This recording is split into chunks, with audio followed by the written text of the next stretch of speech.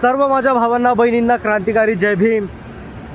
तर भावांनो, रातचा मुक्काम आपण HP पेट्रोल पंपावर केला होता आणि आज निघतोय आपण भोपाळकडे। भोपाळ इथून 140 किलोमीटर दूर आहे। आता नेमकाच दिवस निघला आहे, बघू शकता। आता लागतो मार्गाला, सामान पूर्ण पॅक केलं आहे, सायकलवरती लोड केलं आहे पूर्ण। तर आता लगेच समोर गेल्यानंतर चहा पाणी घेऊन लगेच आपला प्रवासाला सुरुवात करू, कारण की आज आपल्याला कमीत कमी 110-120 किलोमीटर तरी काढायचं आहे। तर चला लगेच निघूया।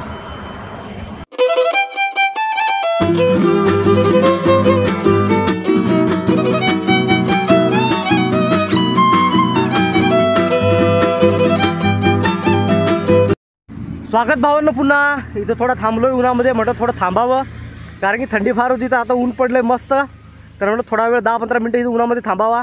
भावांनो, रोड बघा अक्षरशः किती छान आहे आणि सायकल फार जोरानं पळती। इथं आपली छकुली उभी केली मी, म्हटलं थोडा वेळ उन्हामध्ये थांबलं का थोडी एनर्जेटिक वाटतं। आणि भावांनो, आज आपण ट्राय करू की आज आपण भोपाळमध्ये पोहोचलो पाहिजे, कारण की इथून भोपाळ मला तरी वाटतं की 100 किलोमीटर राहिला असेल, म्हणून 100 किलोमीटर। तर बघू, आता दिवस निघला आहे। आता जर 100 किलोमीटर जर असेल तर बघू, आपण पोहोचण्याचा प्रयत्न करू आणि जाऊ साचीला। साची पूर्ण कवर करू, साची बघू, कारण की येता वेळेस आपण या रूटने येणार नाही, तर त्याच्यामुळं जाता वेळेस आपण बघून घेऊया। पुन्हा कधी येणं होईल कधी नाही माहीत नाही। तर भावांनो, व्हिडिओ कुठून बघता हे कमेंट करा भावांनो, आणि व्हिडिओ जास्तीत जास्त शेअर करा, आपल्या भावा बहिणीपर्यंत शेअर करा व्हिडिओ, की आपला समाजातला एक बांधव सायकलवरती निघलाय बोधगयाला।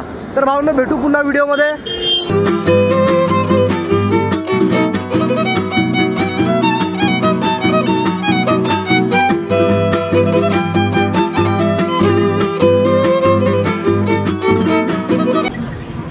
भावांनो, थांबलोय कारण की आज छकुलीचा मागचा डिस्क ब्रेक फार त्रास देतोय, फार भयंकर आवाज करतोय। जाम चालली सायकल, समोर कुठेतरी सायकलच्या स्टोअरवरती किंवा एखाद्या दुकानावरती दाखवावं लागणार आहे। मागचा डिस्क ब्रेक जो आहे हो जाम झालाय, तर म्हणजे लोड पडते, फार भयंकर आवाज येतोय तिचा।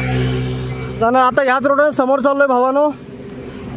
मागच्याला विचारलं दुकान आहे का, म्हटलं तर दुकान नाही म्हणे, आसपास कोणी 12-13 किलोमीटर आहे, तर तिथपर्यंत बघतो आता, कारण की सायकल फार आरामात जातीये। मागचा डिस्क ब्रेक जाम झालाय, तर आवाज करू लागला तिचा, स्पीड पण घेऊन लागली सायकल, भयंकर आवाज चालली आहे, जाम चालली वरणाची। तर निघतो आता इथून हळूहळू, फार त्रास आहे भाऊ। चला भावांनो, निघतो इथून आता। काय भावांनो, आता जी गाडी गेली त्या गाडीला एक चाकच नाहीये, तरी चालू आहे ते ढक ढक ढक ढक ढक ढक, फार त्या चाकाचा भुगा भुगा झालाय। भावांनो, आपल्या छकुलीला एखाद्या डॉक्टरकडे दाखवावं लागणार आहे आता, कारण की मागचा डिस्क ब्रेक जो आहे पूर्ण जाम झालाय आणि पूर्ण लोड पडतोय पायावरती भरपूर। आता हळूहळू जातोय मी, बघतो 12-13 किलोमीटरवरती आहे म्हणे, तर 12-13 किलोमीटर जायचं आपल्याला आता हळूहळू। तिथे गेलं की काय नाही, फक्त नटर टाईट करावं लागणार मला असं वाटतंय, कारण की ते खालती आलंय। जे डिस्क ब्रेकला जे पोर्शन असतो वरचा ब्लॅक कलरचा, तो तसं माझ्याकडे आहे स्क्रू ड्रायव्हर वगैरे, पण पूर्ण बॅगीमध्ये आहे। आणि मग मला जर ते काढायचं म्हटल्यानंतर पूर्ण बॅग, पूर्ण सायकल पुन्हा अनलोड करावं लागेल, पूर्ण सामान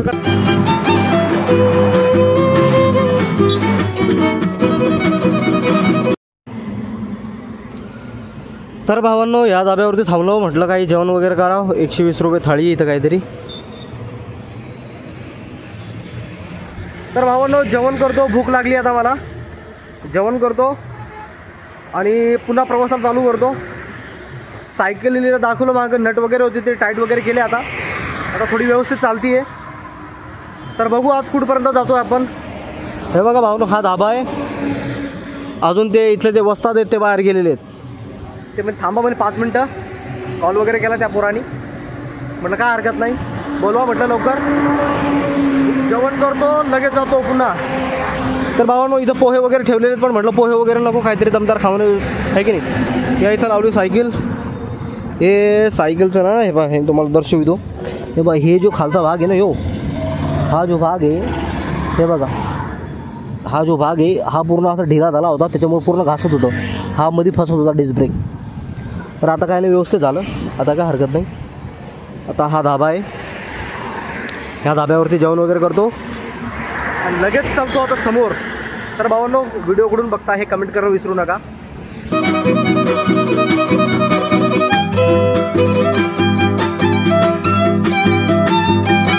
स्वागत भावांनो. मागं जेव्हा ढाब्यावरती थांबलो होतो जेवायला, तिथं फार वेळ लागत होता, म्हणे की अर्धा तास लागेल. अगोदर तो मला म्हटला की 10 मिनटं लागतील अगोदर, नंतर म्हणतो की अर्धा तास लागेल. तिथून निघालो मी, म्हटलं थांबलो नाही, टाईम उगाच वेस्ट करणं फायदा नाही, समोरचा प्रवास आहे आपला.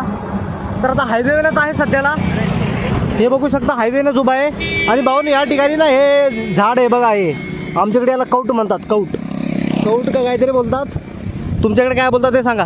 हे बघा मला एक सापडलाय सुद्धा मला सापडलाय, एकदम भारी लागतो हा. तर भाऊन याला तुमच्याकडे काय बोलतात हे कमेंटद्वारे नक्कीच कळवा.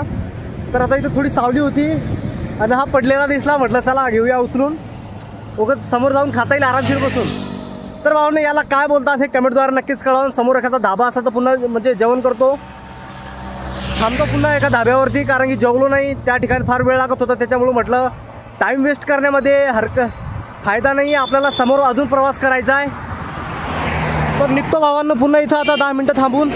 हे बघा हे झाड आहे, याला काय बोलतात तुम्ही कमेंटद्वारे मला नक्कीच कळवा.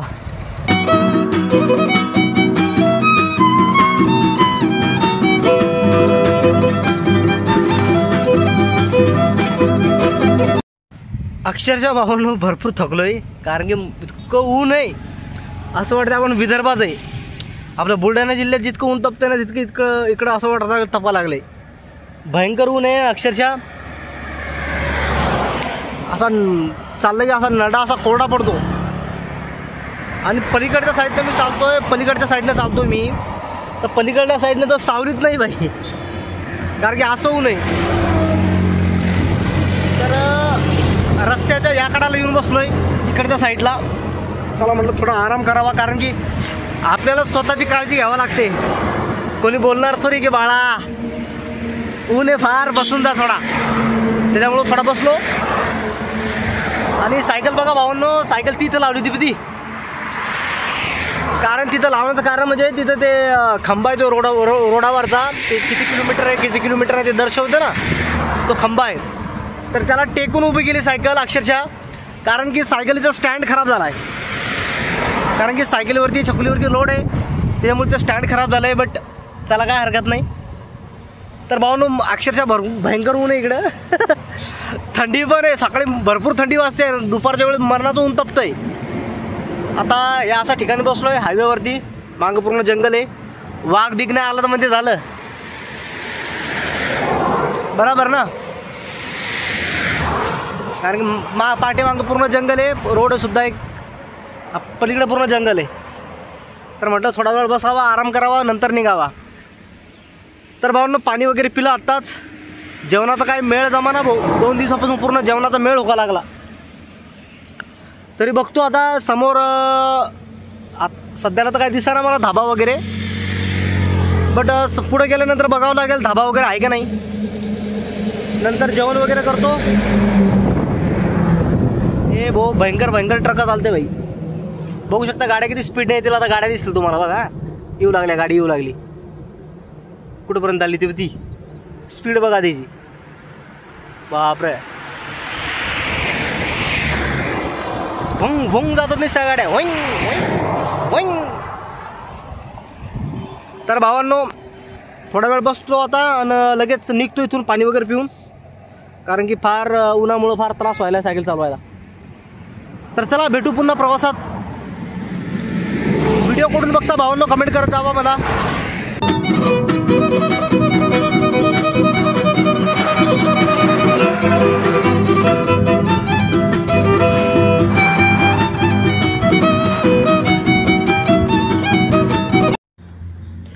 दिवस माळवला भावांनो, दिवस माळवला. आणि आजचा आपला मुक्काम आहे जिओ पेट्रोल पंप. हे असं लोकेशन आहे, ही इथं लावली छकुली, इकडे पूर्ण काम वगैरे चालू आहे त्यांचं, बघू शकता. आणि भावांनो अक्षरशः आज 3 ते 4 पंप विचारले पण कोणीच थांबू देत नव्हतं. अलाउडच नाही म्हणजे पेट्रोल पंपावर राहणं. मला ठीक आहे, काय हरकत नाही साहेब.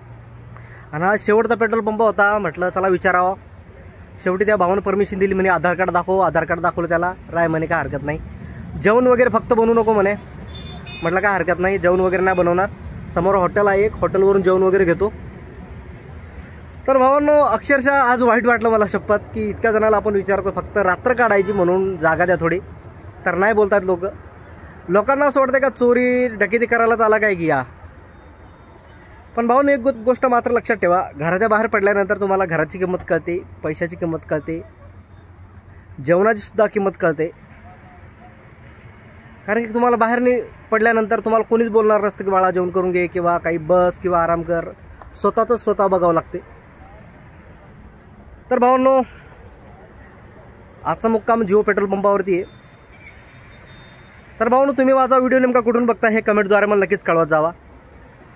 तर भेटू उद्या पुन्हा प्रवासामध्ये. जय भीम, जय संविधान.